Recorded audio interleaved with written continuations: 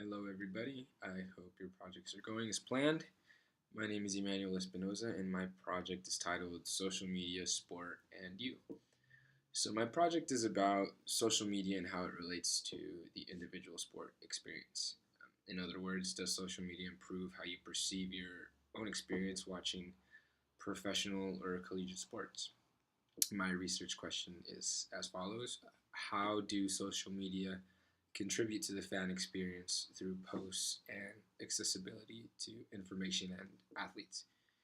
Living in an age where social media is a dominant sociological force, my hypothesis states that the use of social media during sporting events contributes in a positive manner to the overall experience of watching sports.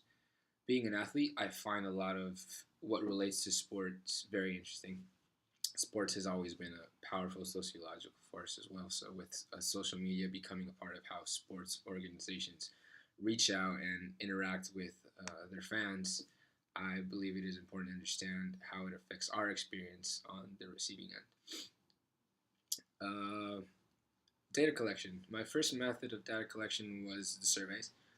I distributed the surveys through SurveyMonkey, which most of you are familiar with. It's an online survey creator.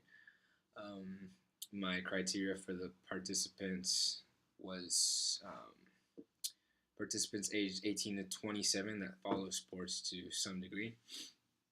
I have a lot of friends who are athletes or former athletes, so my survey pool was um, it's a little abundant. I had a lot of people to choose from. Um, Thankfully, I got enough responses from the people that I did ask. My second method of data collection was the interviews. I interviewed students who I know are sports fans to some degree, and I asked them questions both about social media and about their personal experience with social media and with sports. Um, each interview lasted about 15 minutes. It wasn't too extensive. I thought it was a solid amount of time.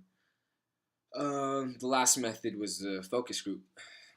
For focus group, I chose people who were kind of all over the place, people who follow sports religiously and people who don't follow sports all that much, but are still familiar with sports and sports context. Um, I wanted to see, or I wanted to get a little bit of a broader scope of what social media does with these people. I think the biggest challenge with these methods was recruiting the people to do it. Not a lot of people want to participate in something that doesn't really benefit them, so I found that a little incentive. Mainly alcohol for age appropriate participants was a really good way of getting people to participate, just seeing as most of my participants were college students. Um, my data was both a little bit consistent and a little bit surprising with what I thought was going to happen. Um, as anticipated, a lot of my participants were high level social media users. About 60% of them identified as hardcore fans um, with their favorite sports teams. And even though that was the case, only about 20% of all the people that participated in my data collection were, posted about their teams on a regular basis.